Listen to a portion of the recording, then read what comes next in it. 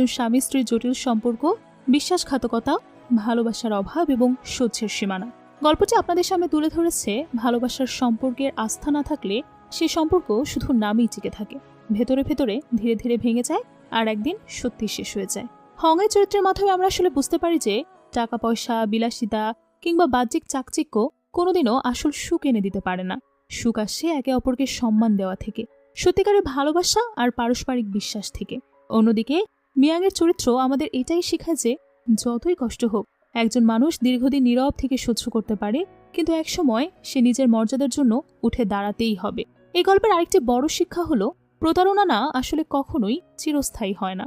যতই লুকানো হোক, সত্য একদিন প্রকাশ পেয়েই যাবে। সম্পর্কের ভেতর যদি সত্যতা না থাকে, তবে সেই সম্পর্কের কোনো ভ্যালু নেই, আর আলটিমেটলি কোনো একটা সময় ভবিষ্যৎ নষ্ট হয়ে যায়। আমাদের সবাইকে মনে রাখতে হবে, ভালোবাসা মানে শুধু কথার প্রতিশ্রুতি না,